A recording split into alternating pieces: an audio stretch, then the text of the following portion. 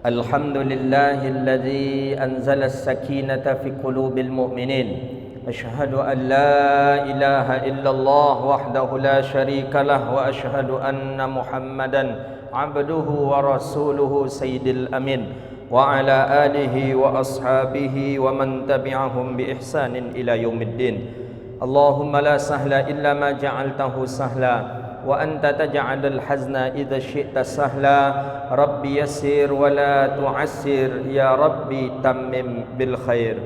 Puja dan puji syukur kita kepada Allah yang memberikan nikmat iman, nikmat Islam, nikmat kesehatan kepada kita.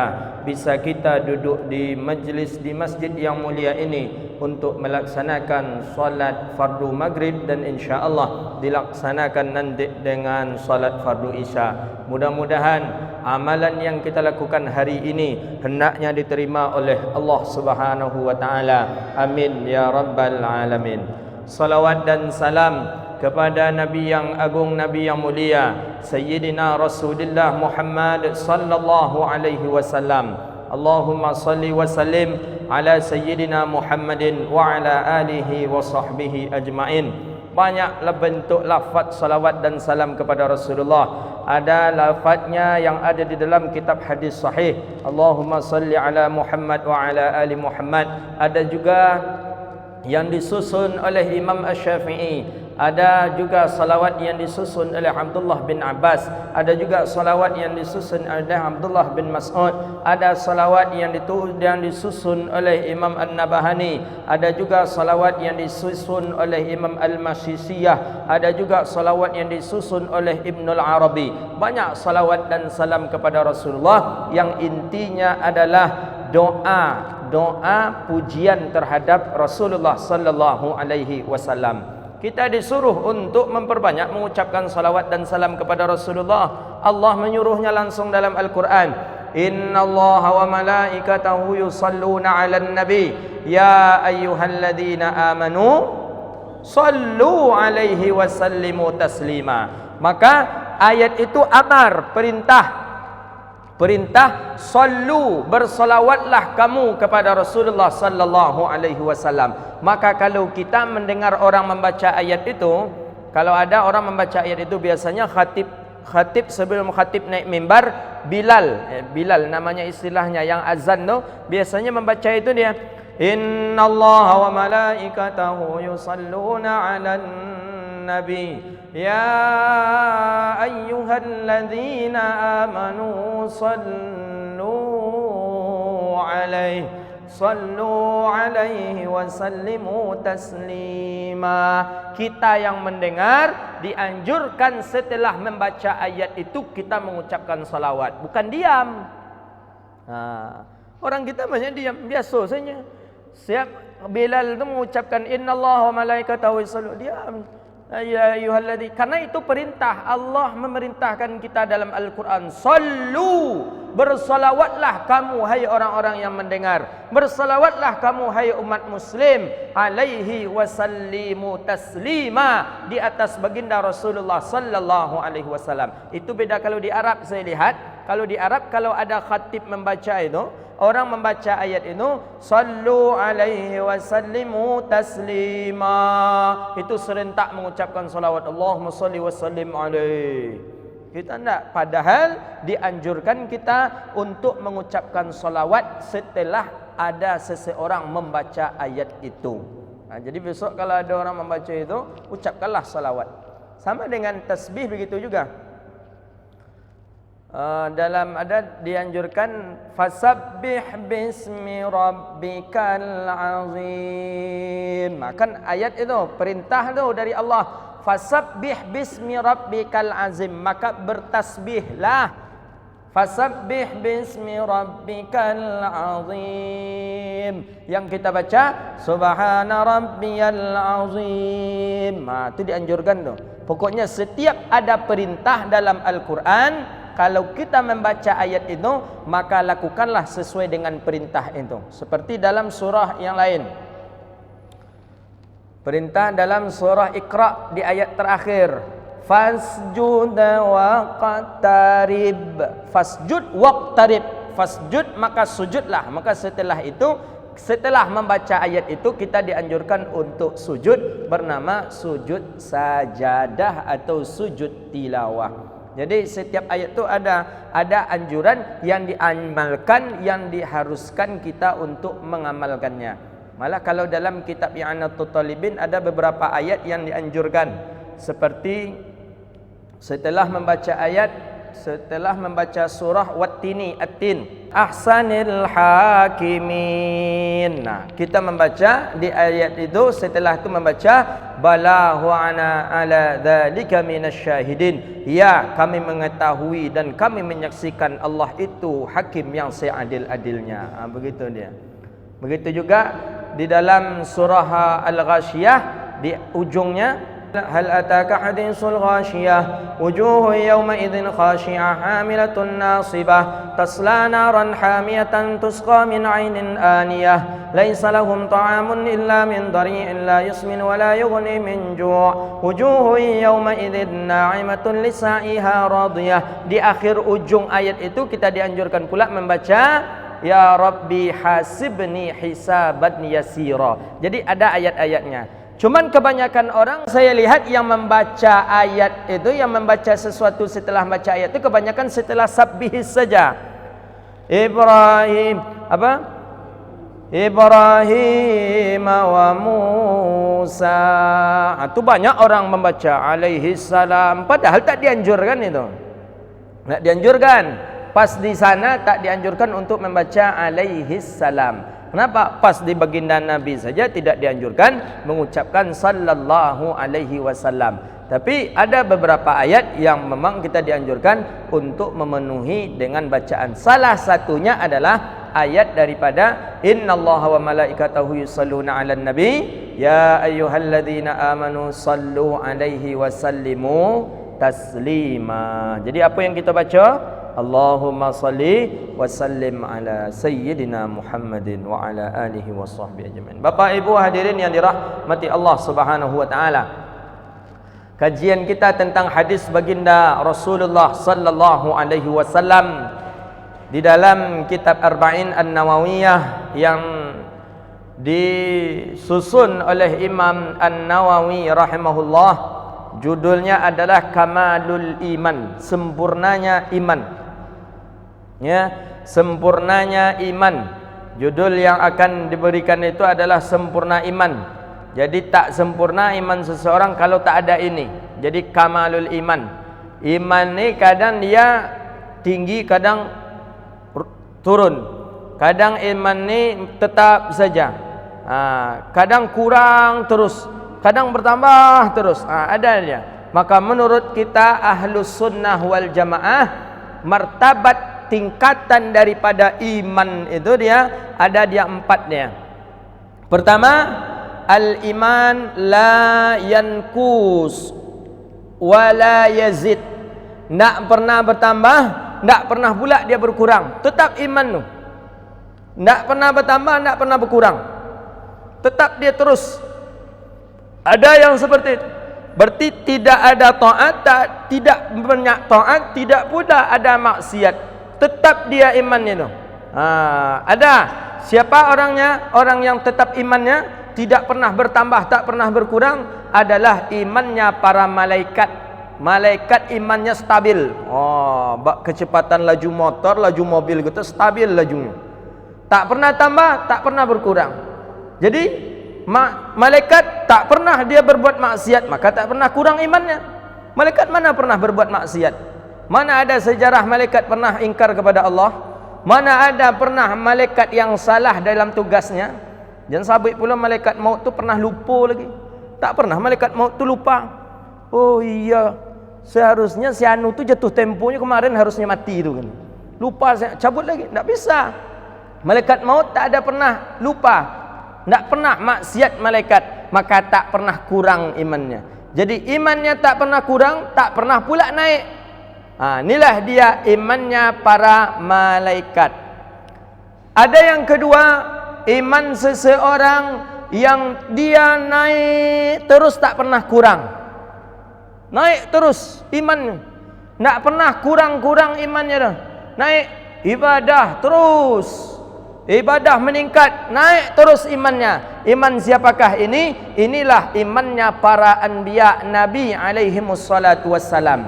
Kalau iman Nabi naik terus dia. Mudah-mudahan iman kita seperti iman Nabi inilah hendaknya. Naik terus, tak pernah kurang, tak pernah tergiur dengan maksiat, tak pernah rusak dengan dosa, tak pernah berkurang sedikit pun. Ini imannya para nabi, naik terus. Ya Allah, mudah-mudahan iman kita seperti iman para nabi ini.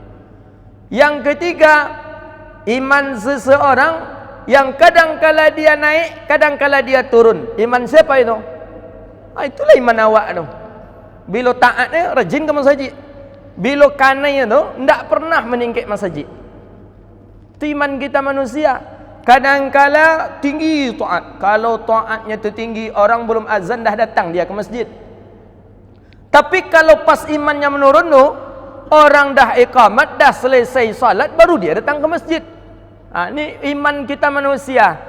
Iman manusia, kadang-kala dia bertambah taatnya, kadang-kala dia turun pula. Terasa kita sebenarnya ini. Terasa kita. Ketika semangat-semangatnya iman kita tertinggi, wah, tu semangatnya kita ibadah. Nak zikir kita, nak datang ke masjid kita, nak tawaf, nak apa, nak zikir, nak puasa. Itu tanda iman ketika tu naik.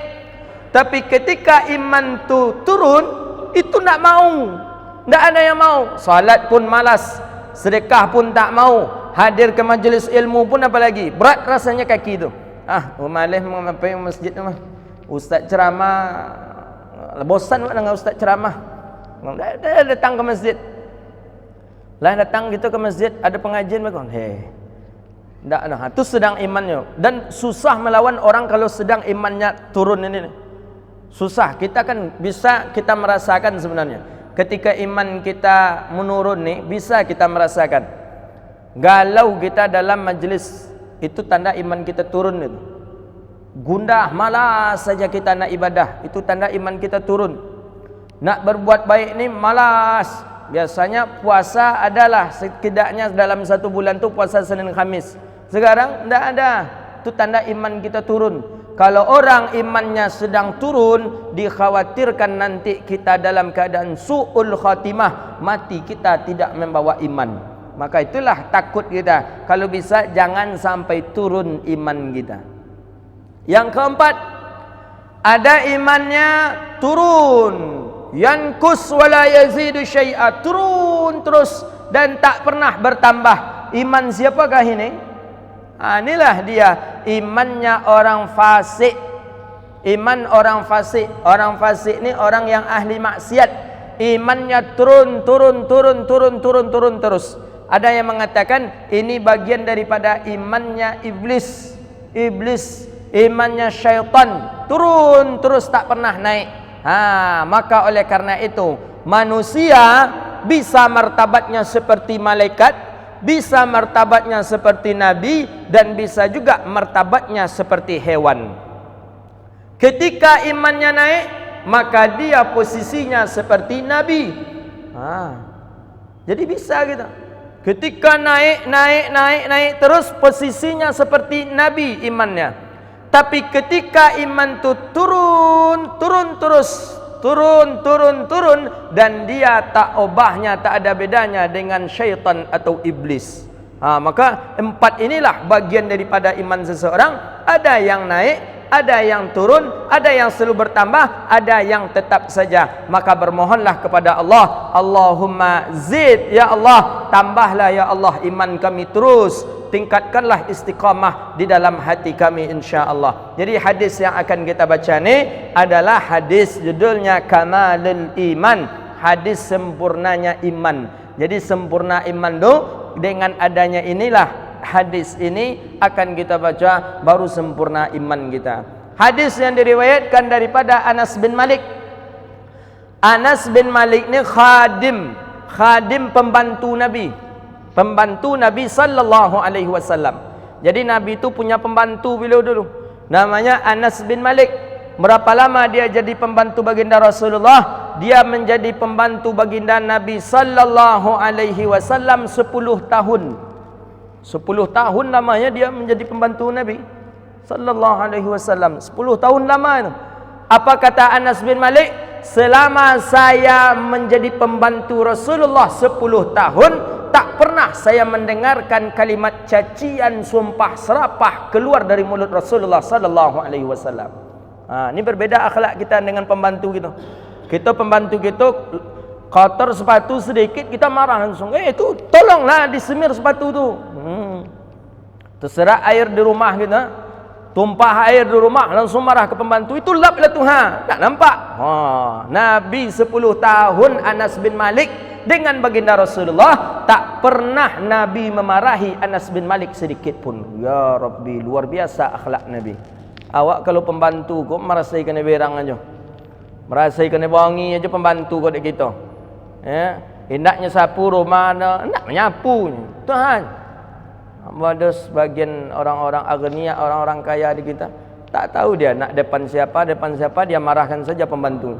Pembantunya tu dah menyapu rumah. Namanya kalau rumah ni kalau banyak didatangi orang, tentu ada debu lah, sampah apa. Berani dia memarahkan pembantunya itu depan kita. Kamu ni lihat tak tu? Tu dah berdebu, sapulah. Sampai seperti itu. Anas bin Malik tak pernah dia mendengar kalimat sumpah serapah, cacian, marah yang keluar dari baginda Rasulullah sallallahu alaihi wasallam. Jadi beliau ini adalah khadim. Khadim ni artinya pembantu, pembantu Nabi sallallahu alaihi wasallam. Khadim ni ada dia dua. Kalau kita kaji, ada khadim pembantu ni dari manusia, ada juga pembantu ni daripada jin, khadam. Ada ustaz, ada. Sampai sekarang masih ada ustaz, ada. Banyak orang sampai sekarang menggunakan jin sebagai pembantunya. Ada ustaz, ada. Mana? Itulah tengoklah. Siapa yang menggandengkan kemarin? Yang membibitkan, yang memperanak uang itu? Kanjeng Dimas. Itu pakai jin tu. Kalau ndak pakai jin apa lo bisa kau beranak piti nak berinduk beranak pula ya? Bisa. Ada yang kena ada. Saya orang yang pernah terkena itu tu dia cerita ke saya. Tapi bukan karena Kanjeng Dimasnya. Ada seseorang yang dia kalau uang 10 juta tu bisa beranak jadi 100 juta. Dia orang-orang kita, orang-orang yang ternama jugalah, tokoh gitu. Jadi dia store uang, dia berlima, store uang 10 juta seorang. 10 juta, 10 juta, 10 juta, 5. Berarti 50 juta. Serahkan uang kepada seseorang. Seseorang tu yang bisa menggandakan uang. Dia dari Jawa, datang ke Riau, datang ke Rohul. Setelah uang digandakan, ya cara jin pula lah. Uang sudah ada sekarang 500 juta. Kata dia, di mana? Itu di kamar. Di kamar maksudnya di rumah salah seorang yang dia tempati itu. Di kamar, ya. Subah silahkan masuk. Masuklah yang kelima-lima ni yang sama-sama membayar 10 juta ni. Masuk ke dalam kamar. Dilihat dan dipegang betul uang. Memang uang. Dia yang bercerita ke saya, betul uang dipegang. Uang. Tapi syaratnya kata beliau, kata orang itu yang menggandakan uang, baru boleh uang ni diambil kalau dia sudah berangkat naik pesawat. Baru boleh diambil. Kalau enggak boleh, dilihat saja. Baik, diantarlah dari Rohul dia ke bandara oleh 5 orang yang ikut 10 juta satu tadi. Diantar, kamar dikunci. Ya, dikunci katanya. Nanti masuk orang malik, nanti diambilnya uang ini katanya. Dikunci, kamar dikunci, pergi berangkat. Berangkat diantar ke bandara kita di sini. Telah sampai di bandara, nunggu-nunggu, check in segala macam lah, naik. Nak naik, dah naik pesawat, baru datang alam sadar. Betul ada uang di kamar tadi. Iya, saya pegang. Coba telefon orang yang di rumah. Ditelepon orang yang di rumah. Coba lihat, masih kunci kamar. Kamar masih berkunci. Coba buka kamar itu, coba lihat uang ada enggak? Dibuka kamar tadi, ditengok rupanya tak ada uang. Satu pun tak ada uang. Nah, kerja siapa nih? Kerja jin. Ini khadam namanya, pembantu. Ada. Dalam kajian dalam kitab-kitab tasawuf pernah dibahas itu khadam dengan jin, pembantu jin bisa menyembuhkan orang sakit dia. Nampak orang tu sakitnya, dia sembuhkan itu. Siapa punya kerja? Jin. Ni ada ni. Kok tahu Ustaz? Saya pernah akan diberikan jin. Akan dikasih jin oleh orang. Orang ni punya jin dia. Dia tiga jinnya. Jinnya 3. Ustaz niyo cik katanya. Oh, berfikir pula boleh kalau nak niyo cik tu katanya. Apa syaratnya? Syaratnya tak banyak. Pokoknya kasih makan saja dia katanya. Tiyo tu kan. Iya. Apa kehebatannya? Apa yang Ustaz suruh bisanya. Apa yang disuruh bisa. Maka itu kita tak heran kita kadang ada yang nikah, itu yang nikah berapa itu? Yang banyak istrinya itu. Mbah subur apa? Yang sampai istrinya berapa itu? Yang subur tu banyak istrinya. Dalam semalam bisanya 6 kali 6 istri. Bayangkanlah. Kita aja cium sesak dengan orang nanya. Ikut 6 kali dalam semalam. Apa nak kerja jin itu? Di Riau ada Ustaz? Ada pun nak pula. Dan mahal itu. Dibeli juga oleh orang. Ini ada khadam. Jadi ada khadam daripada jin, betul. Jadi kalau hukumnya macam mana itu Ustaz? Hukumnya fikih sudah membahas, tasawuf sudah membahas. Bagaimana kita memelihara tu? Kita seorang muslim, orang yang solat, lebih bagus kita tak usah memeliharanya. Kenapa? Kebanyakan, dulu banyak ulama-ulama memakai itu. Buya-buya dulu banyak memakai itu. Maka banyak bini-bini buya-buya dulu tu. Kenapa tak lebih bagus kita tidak memeliharanya, tidak mengambilnya? Karena kalau nanti ketika kita sakratul maut, kita akan susah. Susah wak mati, sakratul maut. Susah, sangat susah. Susah. Saya pernah melihat orang yang memiliki khadam daripada jin. Ketika dia nak meninggal dunia, susah ni. Inilah dia. Jadi khadam itu ada 2. Ada dari kalangan jin, ada dari kalangan manusia. Dari kalangan manusia ini adalah dicontohkan oleh Rasulullah terhadap Sayyidina Anas bin Malik. Masuk kita kepada hadis Rasulullah sallallahu alaihi wasallam. Apa kata Nabi sallallahu alaihi wasallam? Hadis ini riwayat Imam Bukhari dan Imam Muslim. Rawahul Bukhari Muslim. La yu'minu ahadukum hatta yuhibba li akhihi ma yuhibbu li nafsihi. Kata Rasulullah sallallahu alaihi wasallam, la yu'minu ahadukum, tak beriman salah seorang kamu, hatta, sehingga, yuhibba, dia lebih mencintai li akhihi, dia mencintai saudaranya, ma yuhibba li nafsihi, ma yuhibbu li nafsihi, apa-apa sebagaimana dia mencintai dirinya sendiri. Maksud hadis ni, dia mencintai seorang muslim, dia mencintai saudaranya seperti dia mencintai dirinya sendiri. Apa yang akan menderitanya, apa yang akan memberi mudarat kepada dirinya, dia takut dan khawatir. Seperti itu pula lah dia khawatir kalau ada sesuatu yang akan menimpa saudaranya. Ini orang muslim ini. Ada orang kita yang cuek saja. Kalau bahasa kita, tak peduli dah katanya. Ada orang kita tak peduli. Nak jatuh-jatuhlah orang tu. Nak terjerumus, dia terjerumuslah. Tak ada perhatian. Bukti saja. Ini termasuk kamalil iman. Ketika seseorang dia nak masuk ke masjid, karena cepat-cepat tinggal kunci kontak Honda tadi, kendaraan tadi tinggal kunci kontaknya di sana itu. Kalau kita seorang muslim, akan kita ingatkan, pak, ambil dulu kunci Hondanya baru masuk. Atau kalau dia dah mulai solat, langsung saja kita kuncikan, kita simpan kuncinya. Ini termasuk kamalil iman, sempurna iman. Ada orang yang cuek saja, tak mau dia. Dah nampak dia, ni kunci kontak ni. Biar aja lah, pada awak tu tertuduh bekau maliang katanya. Biar aja lah, ininya salahnya, punya letak di situ katanya. Ini orang yang tak ada peduli namanya. Ini orang kurang iman. Kalau seseorang yang sempurna iman, dia akan ingatkan saudaranya, hati-hati ya, jangan berteman dengan si anu tu dah banyak orang terzalimi. Si anu dah terzalimi sama si dia. Kamu hati-hati, anak kamu jangan biarkan dia main di dekat sana. Hati-hati. Seperti itulah seorang muslim. Dia lebih cinta, dia mencintai saudaranya itu seperti dia mencintai dirinya sendiri. Sama ada ibarah dari ulama tasawuf mengatakan, sebagaimana seseorang itu wajib memberitahu kepada orang buta yang berjalan di depannya ada sumur. Kan pernah itu dalam kajian tasawuf. Ini ada sumur di depannya.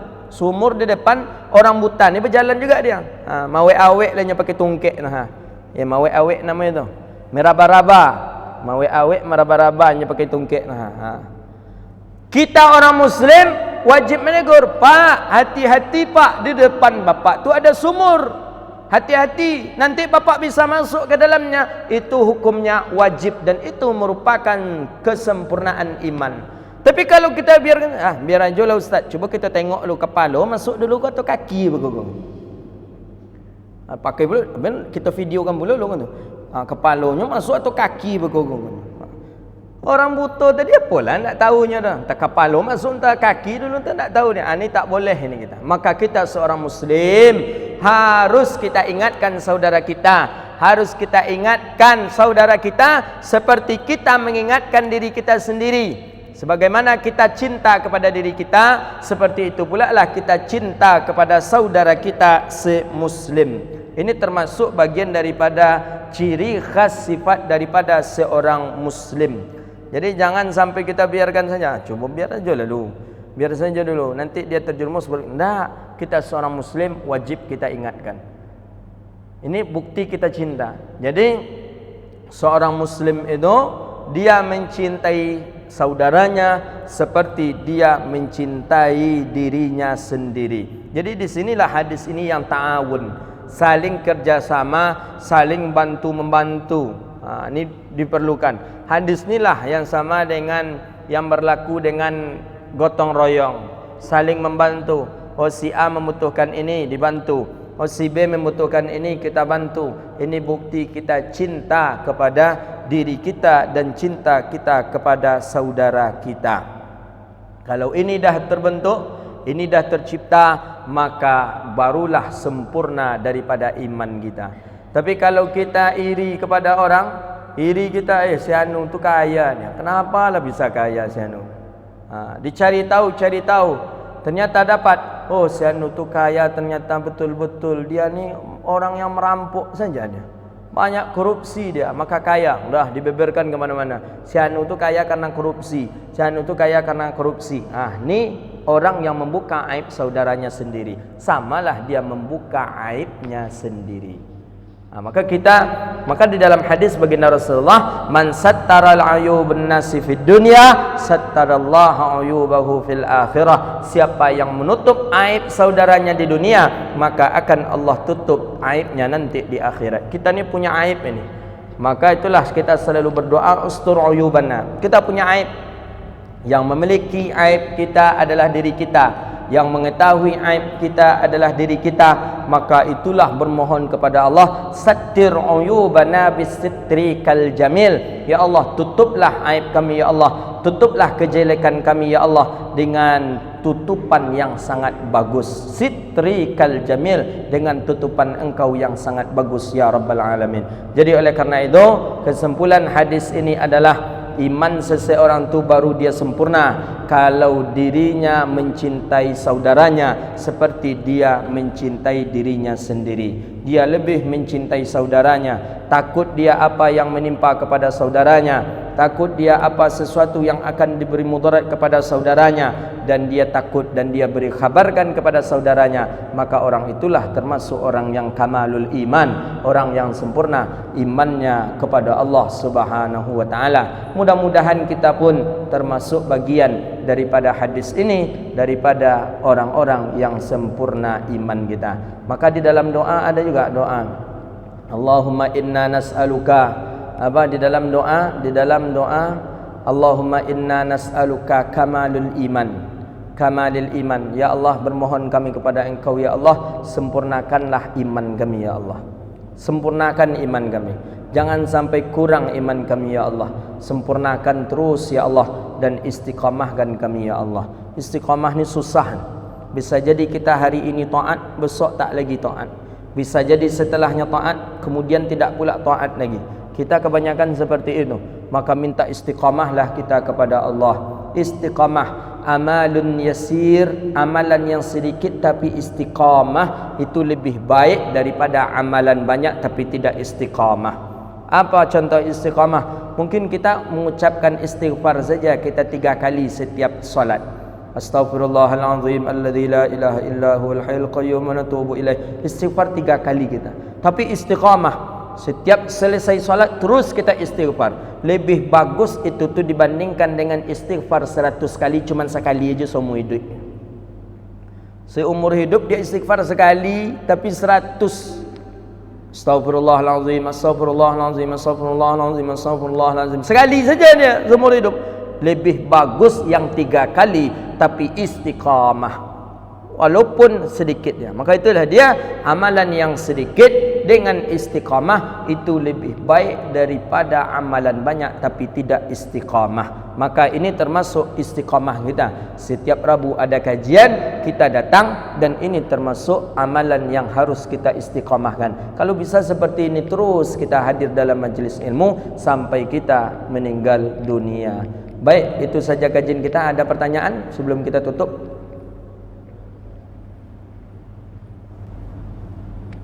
Kalau ada silahkan. Itu berbeda jamnya. Jam tu dah lewat 10. Ni lewat 5. Tu lewat 5. Waktu berapa? 12 minit, berarti 7 minit lagi. Baik, nak ada pertanyaan? Tak ada, kita sambung kaji kita. Baik, kita lanjutkan. Kita dianjurkan oleh baginda Rasulullah sallallahu alaihi wasallam untuk berbuat baik. Bukan saja kepada manusia, tapi kepada hewan pun juga kita dianjurkan berbuat baik. Kepada hewan, kepada tumbuhan, kepada lingkungan yang ada dianjurkan kita berbuat baik.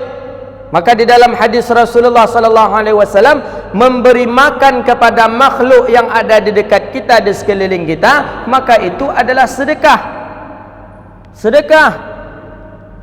Kita menyiram bunga, tanaman di sekeliling kita, dihitung sedekah. Kita memberi makan kucing, dihitung sedekah. Memberi makan ayam kita, dihitung sedekah. Memberi makan kambing, dihitung sedekah. Tak rugi kita itu, dihitung sedekah. Itu amalan baik. Maka banyak nanti orang yang masuk surga karena dia bagus akhlaknya. Salah satu orang yang bagus akhlak adalah orang yang mau bersedekah. Ingat, sedekah itu bukan harus kepada manusia saja, kepada hewan juga sedekah. Maka Nabi mengatakan dalam riwayat hadis, setiap yang dimakan oleh hewan dihitung sedekah. Kita kita menanam jambu. Jambu ditanam, baru akan mau tumbuh dia, datang kambing dimakan deh kambing, dihitung sedekah. Kita jambu masak dibungkus baik-baik, besok pagi dimakan ditupai, dihitung sedekah kalau kita ikhlas. Tapi kalau mengutuk kita, awat ditupai ke kon kan, tak jadi dihitung sedekahnya. Dihitung sedekah. Kucing kita makan, makanan kita dimakan oleh kucing, sedekah. Bukan gratis itu, sedekah. Kita punya ayam di rumah, punya ternak di rumah, kasih makan dia, dihitung sedekah. Punya ikan, beri ikan makan, dihitung sedekah. Banyak cara bersedekah tu kalau nak sedekah kita. Cuman ada juga orang yang tak mau sedekah. Ternak tak punya, ayam tak punya, kambing tak punya, itik tak punya, tak mau dia berbuat baik. Ini orang yang rugi ni. Maka dianjurkan kita untuk memelihara ternak.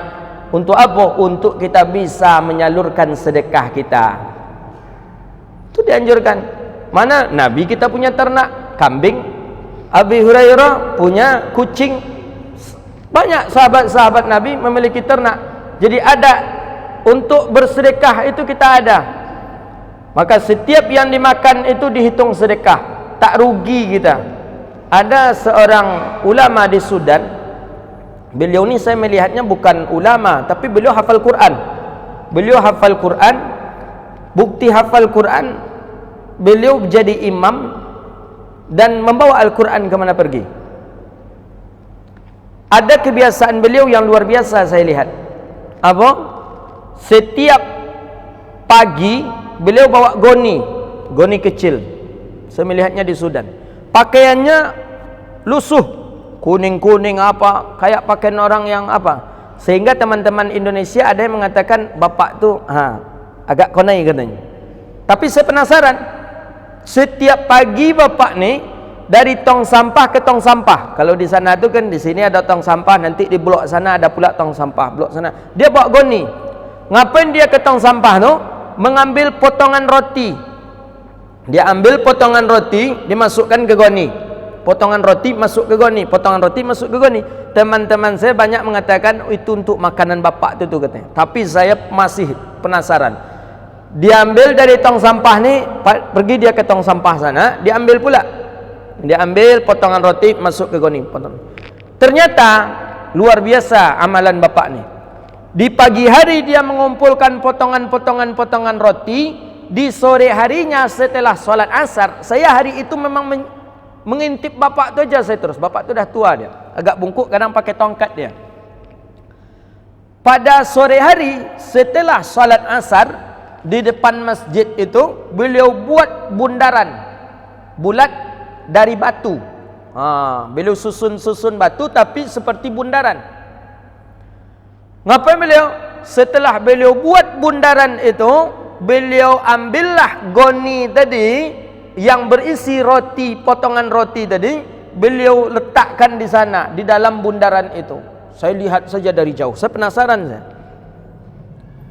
Tak lama beliau meletakkan roti itu, beliau balik ke masjid.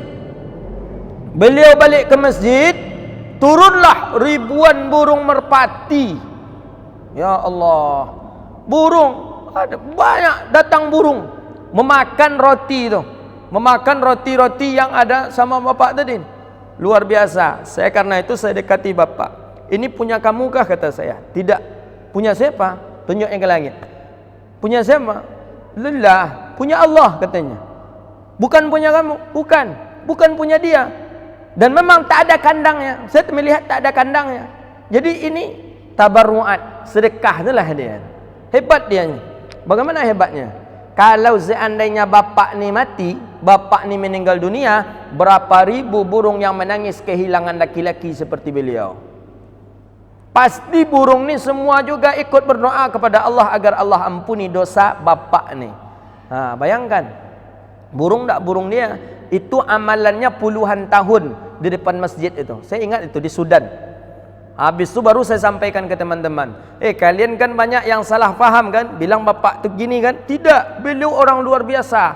Sedekahnya dalam setiap hari kepada ribuan burung-burung. Tak percaya? Coba, ada teman saya ajak, coba ikuti bapak tu sehari ini saja. Seperti yang saya jumpakan kemarin, itu juga yang dijumpakan oleh teman saya. Kita seiku kucing di rumah, nyecilok lauk di kucing, patah tangkai sapu mengajar kucing. Cemas kucing datang ke rumah. Ibu ni dendam juga dia lagi. Mau masuk rumah, nak baik-baik, kucing tu rencana masuk rumah. Ibu ni ingat juga ikannya tadi. Lah, dikejar pula lagi kucing ni. Trauma kucing. Jadi kalau satu ekor ikan, biar sajalah bu. Tak usah kita kejar kucing itu.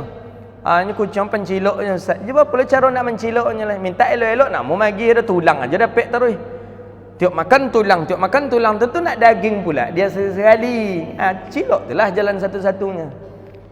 Jadi banyak jalan sedekah. Kita dianjurkan untuk berbuat baik. Berbuat baik itu kemana saja, dengan siapa saja, walaupun dengan hewan, walaupun dengan orang non-muslim, tetap kita harus ada berbuat baik kita. Jadi nak berbuat baik itu banyak. Ada lagi amalan nak berbuat baik. Dah masuk? Dah masuk. Di lain kali kita sambung insya-Allah. Itulah kajian kita. Mudah-mudahan kajian kita ni ada manfaatnya. Subhanakallahumma wa bihamdika asyhadu an la ilaha illa anta astaghfiruka wa natubu ilaih. Wassallallahu ala sayyidina Muhammadin wa ala alihi wa sahbihi ajma'in. Wassalamu alaikum warahmatullahi wabarakatuh.